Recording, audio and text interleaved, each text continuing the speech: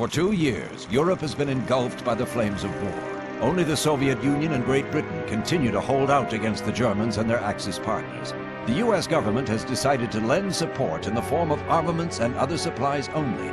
This assistance is first offered to the UK and then also to the USSR. But intense isolationist opinions in America have prevented the United States from becoming more directly involved in Europe's war.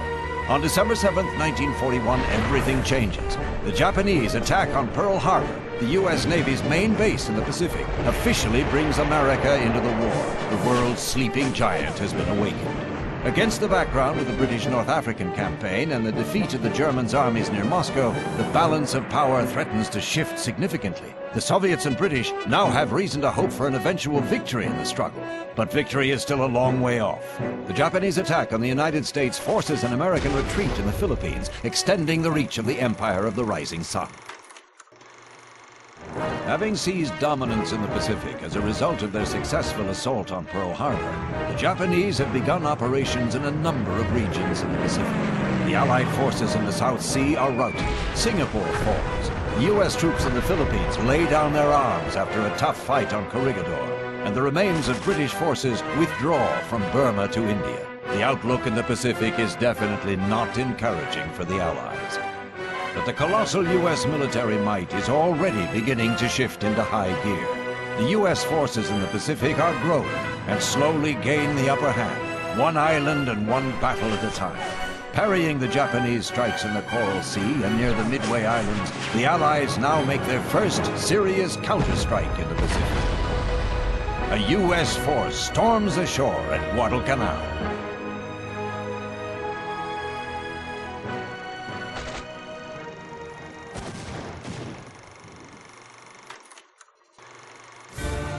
The battles fought at the Solomon Islands, in North Africa, as well as at Stalingrad and Kursk, have resulted in a radical turn in the war's course.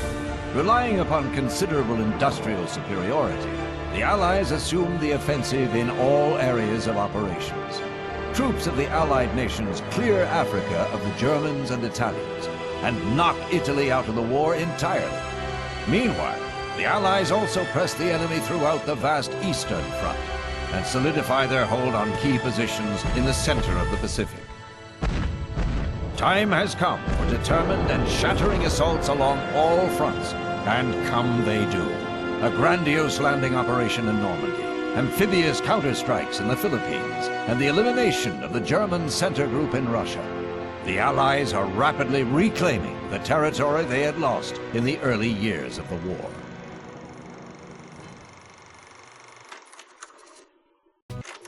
In 1944, the U.S. military continues to make significant progress in 2 theaters of war. In the Pacific, they recapture the Philippines and raise the victory flag over Iwo Jima. In Europe, following the success of Operation Overlord, the liberation of France is well on its way. Germany can no longer sustain a war on 2 fronts. The Soviet forces have smashed Germany's Army Group Center, while the Americans successfully put an end to the Battle of the Bulge, Germany's final ill-fated offensive in the Ardennes. The war now rages on Germany's own territory. After the liberation of Poland, the Soviet juggernaut now threatens the outskirts of Berlin, preparing to deal a final, decisive blow from the east. Matching this effort, the U.S. Army approaches the Ruhr, once the heart of Germany's impressive industrial capabilities. Here, finally, exists a chance to put to rest the last remnants of German resistance on the Western Front.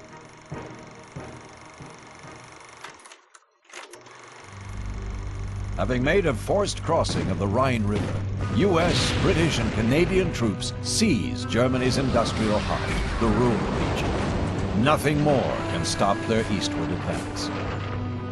Meanwhile, Soviet armies launch a massed assault on Berlin, capturing the German capital. The once solid German front is no more. A historical meeting between the U.S. and Soviet troops occurs at the Elbe River. The Germans' unconditional surrender is signed at Reims, France on May 7, 1945, forever commemorated thereafter as Victory in Europe Day. One key objective of this long and bloody world war is finally achieved. The Allies' joint actions have brought the war in Europe to a victorious conclusion, For many long years, the United States, the United Kingdom, and the Soviet Union fought jointly against the Axis. Now their enemies in Europe are finally defeated.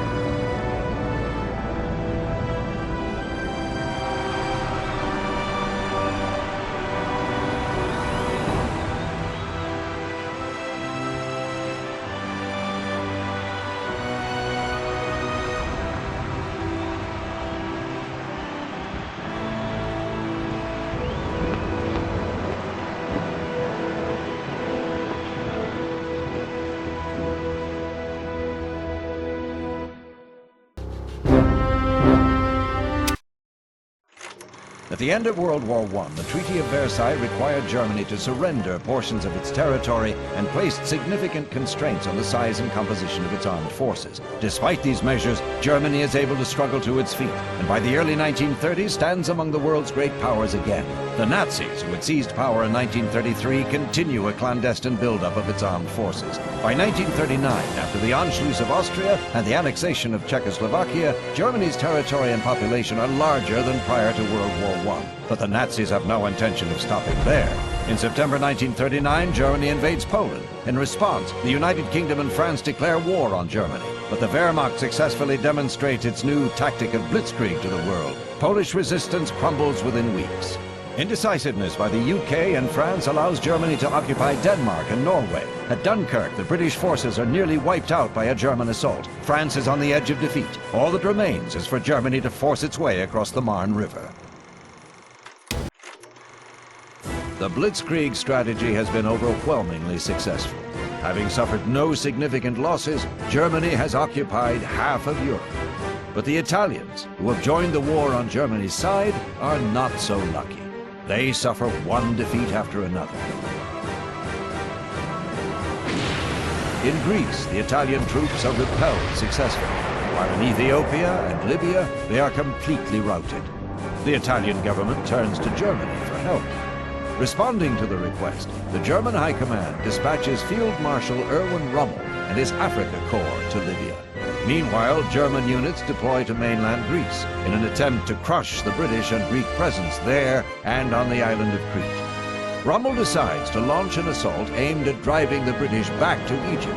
But the Commonwealth-occupied fortress of Tobruk in northern Libya presents a thorn in Rommel's side, one that must first be dealt with decisively. In spite of many successes, Rommel is unable to defeat his adversaries in North Africa. The German High Command directs its principal might instead against the one enemy perceived to pose a real risk to Germany, the Soviet Union.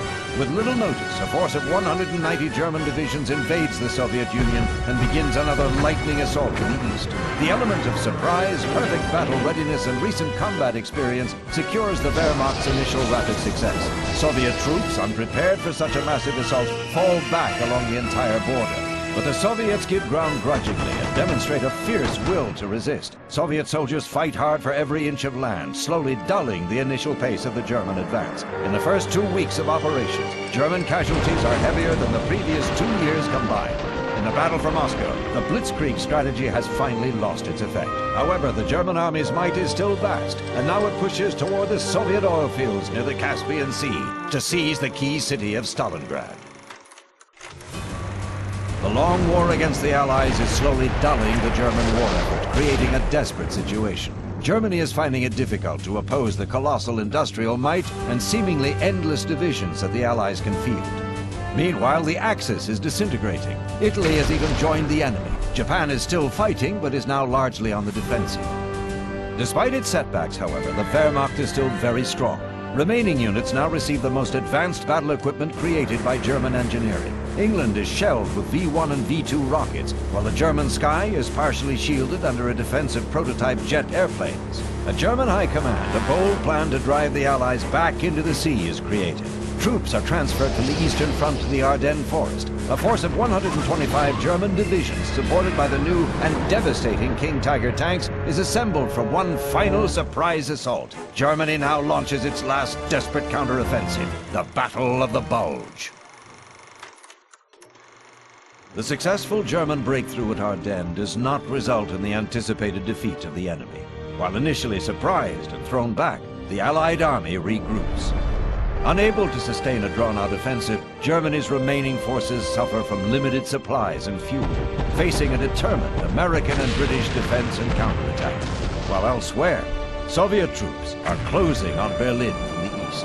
While German submarines fight on valorously in the Atlantic, and the Wehrmacht and the Luftwaffe continue to gain piecemeal successes in Europe, the Soviet occupation of Berlin and the constant resupplying of the Allies breaks the back of the German war effort. Unwilling and unable to pay the price of continued futile resistance on its own homeland, Germany is forced to an unconditional surrender. After nearly 6 years, the war in Europe has come to a close.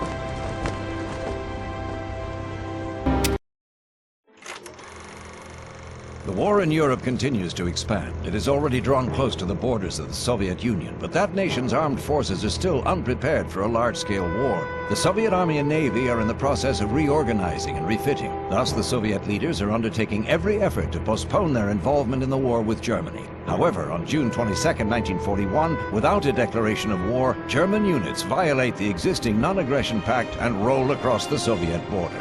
The aggressors are very strong and, using the element of surprise, win many victories in the border area. Soviet troops are compelled to retreat along the entire front. However, the Soviet soldiers' desperate resistance and the successful evacuation of the Soviet heavy industry to safety beyond the Urals disrupt the German High Command's plans. The Blitzkrieg bogs down, and the planned pace of advance by the German military slows. Key objectives become unachievable. The Germans continue on their way towards the capital, Moscow. The war, however, has become a bitter fight. For the first time since the onset of the war, Germany's defeat becomes a very real possibility.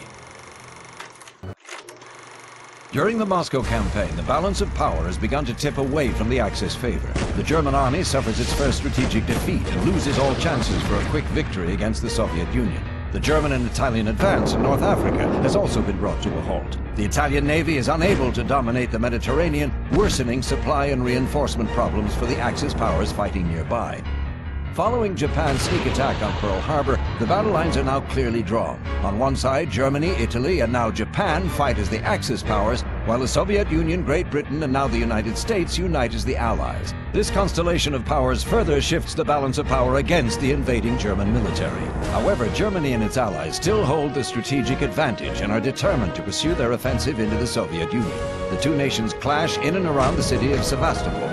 Sevastopol stands as a proud symbol of Soviet resistance, having already endured more than 11 months of siege by the German invaders.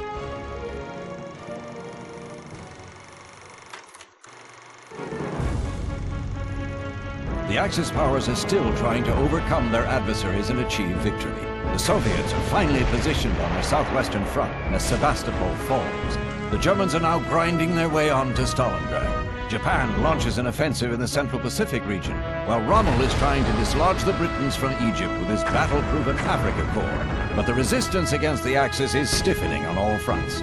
With little warning, however, the tide of the war changes dramatically. Rommel's army is defeated at El Alamein, losing Germany's foothold in North Africa. Japan loses 4 aircraft carriers at Midway, and the German army, including von Paulus's 6th Army and roughly 600,000 men, experience a decimating defeat at Stalingrad.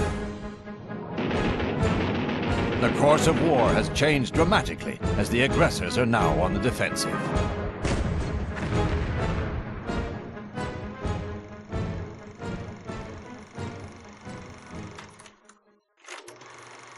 The Allies have completely seized the initiative.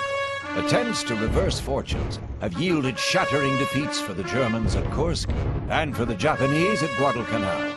But the Axis powers still have quite a bit of fight left in them and desperately press on.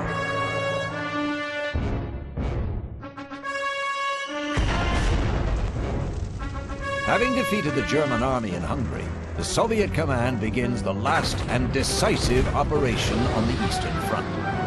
Soviet troops, performing an assault across the Oder River, enveloped Berlin from both the north and south.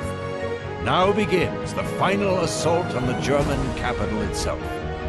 The Soviet military is determined to end the war with Germany decisively, despite fierce resistance.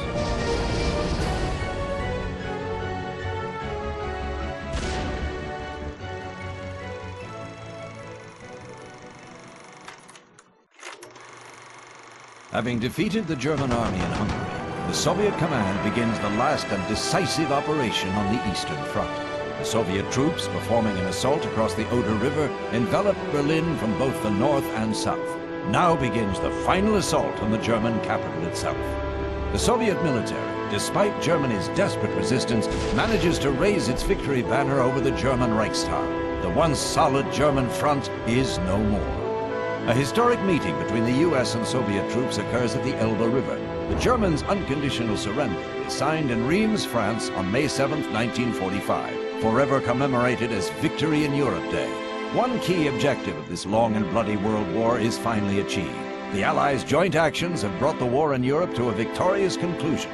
For many long years, the United States, the United Kingdom, and the Soviet Union fought jointly against the Axis. Now their enemies in Europe are finally defeated.